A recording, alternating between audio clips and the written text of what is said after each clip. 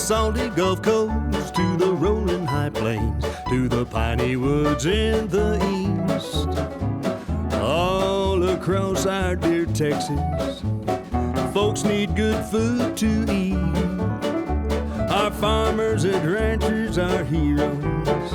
They've always made Texas great. Texas agriculture matters. It's the heart of the Lone Star State. Oh, Texas got it all, y'all. Well, howdy, neighbors. I'm your Texas Agriculture Commissioner, Sid Miller. Thank you for joining us for another episode of Texas Agriculture Matters right here on RFD-TV. Today, we're going to talk about one of the Lone Star State top producing markets. The cattle industry in Texas is a major cash cow, bringing in around $11.5 billion every year. When they say things are bigger in Texas, we don't mess around. Did you know that Texas has more cattle than 43 states have people? Now, from cattle drives in the early 1800s to present day cattle ranches spread out as far as the Rio Grande to the High Plains, our state's livestock industry has always made Texans proud. Every farmer and rancher knows while reaping great rewards, there also comes great risk. Severe weather, feed supply struggles, labor shortage, market volatility. That's just a few of the long-term pressures cattle ranchers must face while maintaining their operation. Now, in recent years, across the board, the cattle market's seen its fair share of inherent obstacles. On the top of that list, you'll find supply chain issues, meat packing slowdowns, increased consumer demand. Now, with a complex industry and a very small profit margin, there's no room for error. That's why it's our job to stay ahead of the latest market challenges and confront them head on.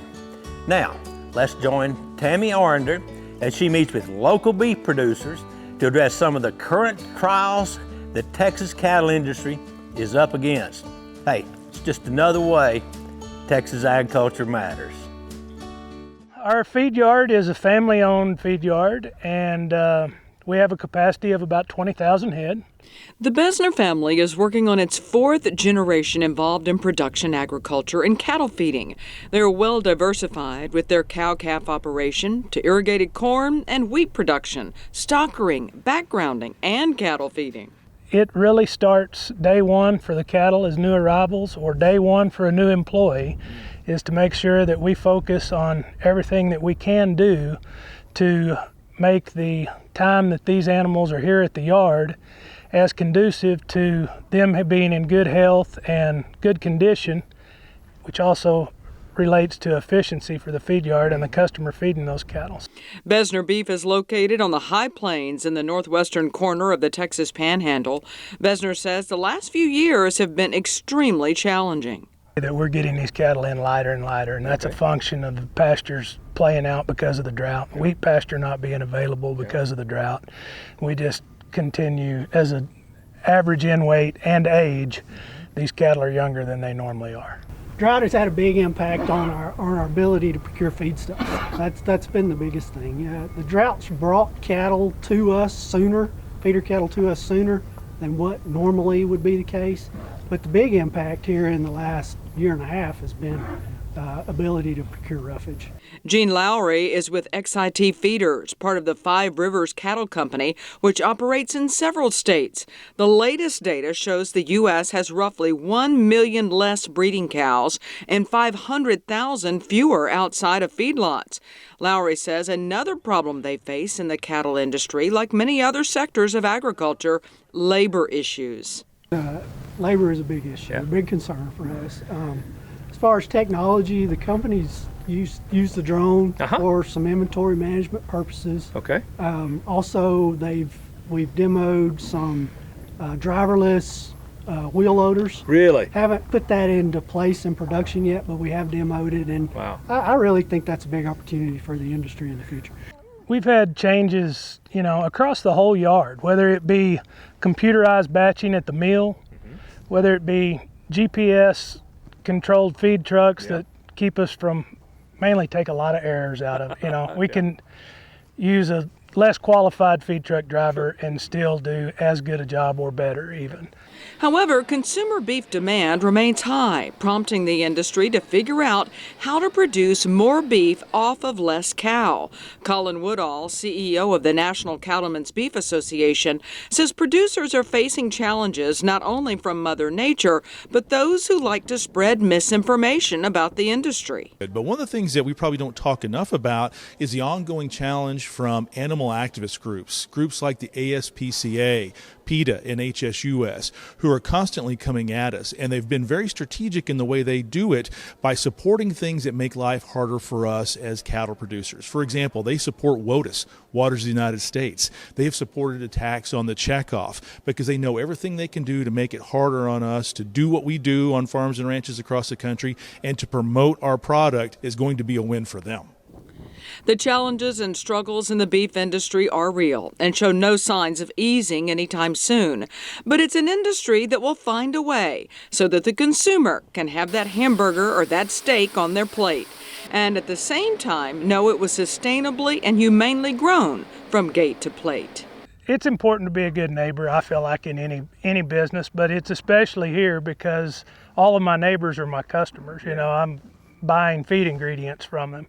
So it's important to keep a good relationship. I'm Tammy Arender for Texas Agriculture Matters.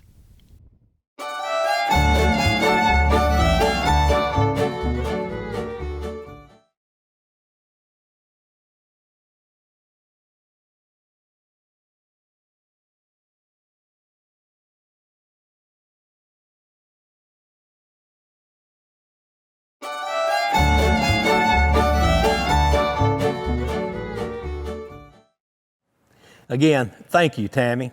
Today, it's my pleasure to have Cooper Little joining me. Cooper is the Executive Director of the Independent Cattlemen's Association of Texas, of which I'm a member, ICA. Cooper, thanks for being on the show with us today. Appreciate you for having me. Now then, tell us a little bit about yourself. Well, I'm a 9th generation native Texan. Dang, 9? I'm only 8. Yes, That's sir. pretty good. Well, actually, in our press release for ICA, I said 7th generation, and my mother got on to me and said, "You're a 9th generation Texan." Perfect, So perfect. correct that, but raised in the Texas Hill Country, like a lot of youth in agriculture. I grew up raising livestock, showing livestock, judging livestock. My family's been in the cattle and sheep business as long as I can remember. I'm a graduate of Texas A&M University. I received an animal science degree. I was a double major. My second degree was agricultural economics, and today I'm the Executive Director of Independent Cattlemen's. That brings me to my next question, by the way. Tell us what the Independent Cattlemen's Association is. Tell us about your organization, what you do and what you advocate for.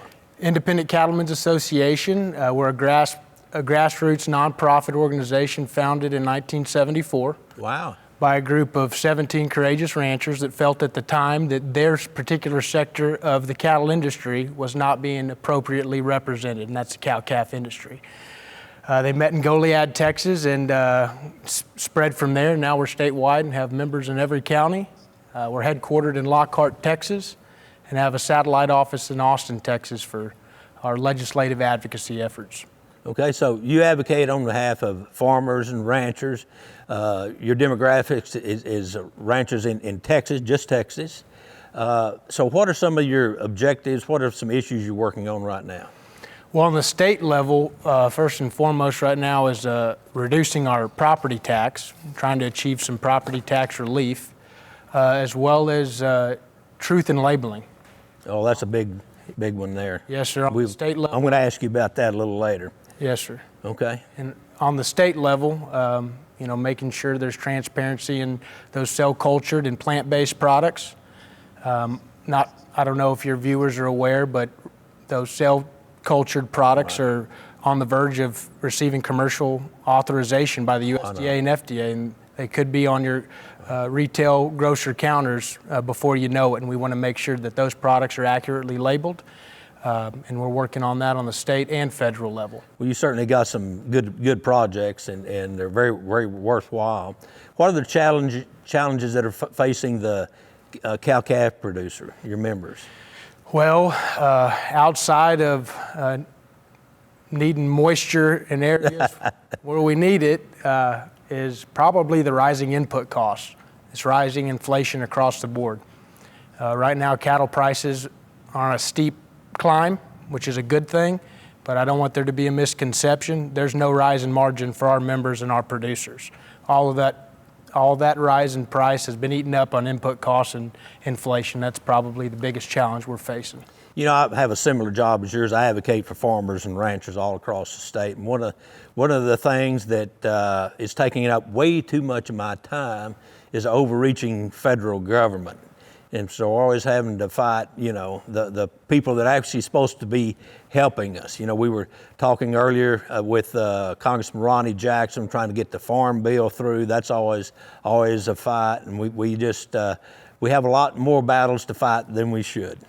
You're absolutely right, Commissioner. And transparency just across the board is what we're looking for. That's probably the biggest objective of our organization and probably the biggest challenge that Texas beef producers are facing, whether it's transparency in our labeling, whether it's transparency in true price discovery, how we're arriving at the price of beef that we are today. And one of the things that farmers and ranchers are concerned about everywhere I go is our adversaries, our enemies, basically buying our farmland. We got to put a stop to that. But right now, we got to take a break. Folks, we'll be right back with more from Cooper Little right here on Texas Agriculture Matters.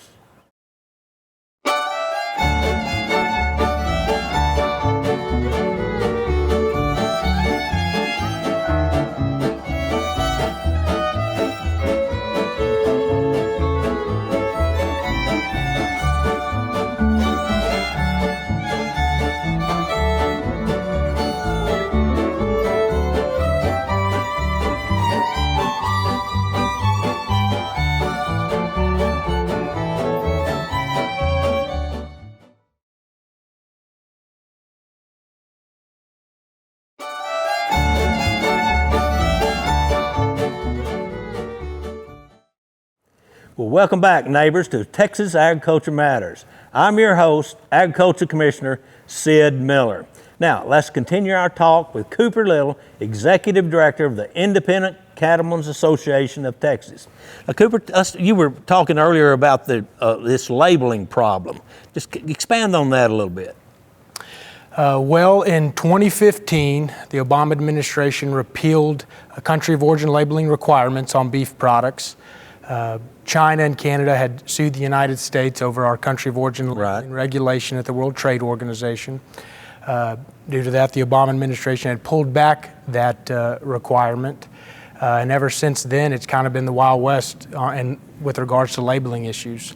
Typical government program, the pendulum swings way too far this way. So to get it back in balance, we swing it not in the middle, way back the other way. Now there's no regulation, right? We can, yes, a foreign beef can be sold, just so people understand, foreign beef can come into the United States and be sold as product of USA. Not only can, but is happening. And it's happening. Yes, sir, right now today. You can go to your grocery counter and a lot of your beef products will say product of the USA when there's no way to differentiate and guarantee that's where it came from. Cooper, tell me why the cattle industry is so important to our state. Now, we lead all the other states, 12 million head of cattle. We produce more beef than anybody. Tell us why that's important.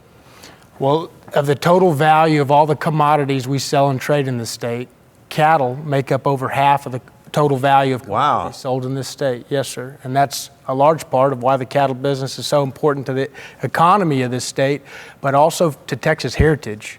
You know, so much a part of the cattle industry and the livestock industry is so tied to our state's culture and our heritage, and that's another area we think is really important. All right, Cooper, our state's a big state. We lead the United States in agriculture exports, cattle. My question to you is, why do you think Texas agriculture matters? Well, Texas agriculture matters. We know it matters because if you took Texas out of the formula, the rest of the world would really have to pick up the slack on nourishing the rest of the globe. Not just that, but I feel that Texas agriculture has a unique capability of cultivating a generation of leadership that other industries aren't necessarily capable of cultivating. I owe everything that I am today to Texas agriculture. The whole of my formal education and the entirety of most of my personal experiences. And that's why Texas agriculture matters to me. Well, you know, I appreciate the Independent Cattlemen's Association. I know y'all got your annual conference coming up. I'm going to try to get down there and be part of that. I'll try to go every year. But Cooper, thanks for being with us today. Appreciate you, and being on the set with us. Yes. And keep up the good work advocating for our ranchers. Back now, at you. let's take another look at one of TDA's great Go Texan partners. For over 20 years, the Texas Department of Agriculture's Go Texan program has helped promote products made right here in the Lone Star State. From boots to salsa, Go Texan members make the best stuff on earth. Now, friends, let's take a look at one of these fine Texas businesses and why they are Go Texan proud. Go Texan every day. So I started 4 or 5 years ago as a project for my son. He wanted to do a fundraiser, and we started with one of the hot sauces. And I started in McAllen, Texas, and a year later we moved here to Houston, and here is where it really picked up. So the first one that I started with, chile de árbol y ajo, that's dried pepper and garlic. That's my mom's recipe, but it's kind of like modified so it could be shelf stable. And the other two are my recipes, kind of like things that I like and that I use, but in my own way. And all three have a 1-year shelf life, and they don't need refrigeration, so that's an awesome thing. And the michelada mix, that took me a long time to take the decision of selling it, because that's something that I've been doing like for 20 years for me. After a lot of consideration, I thought that it was a good idea to try it out, and actually here, Memorial Trail Ice House was the first place where they bought it. So I'm really grateful to be part of the Houston community with my products.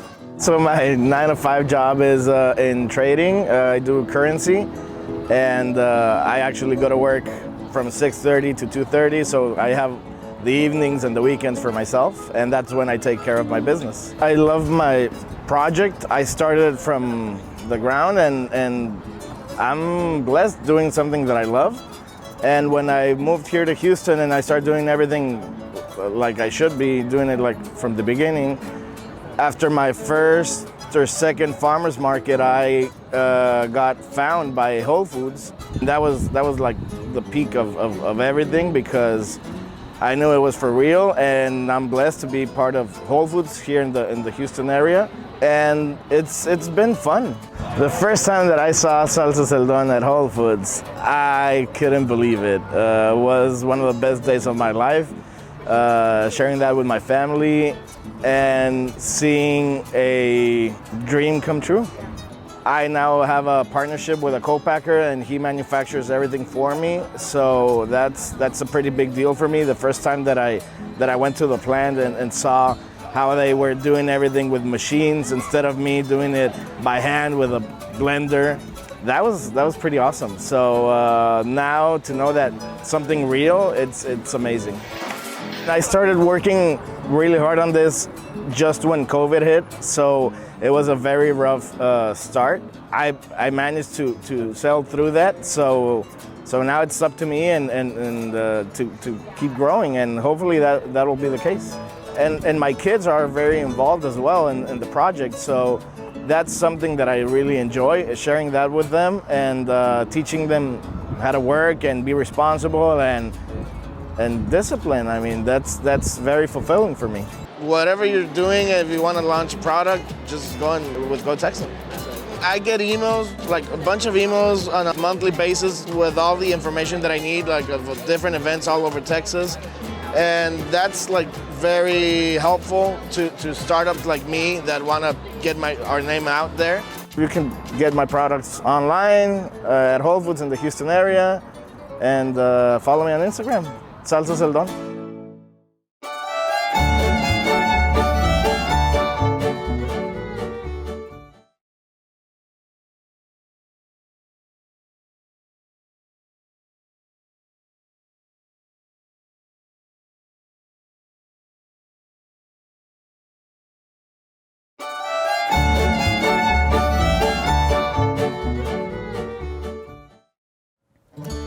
Well, neighbors, thank you for joining us for another episode of Texas Agriculture Matters.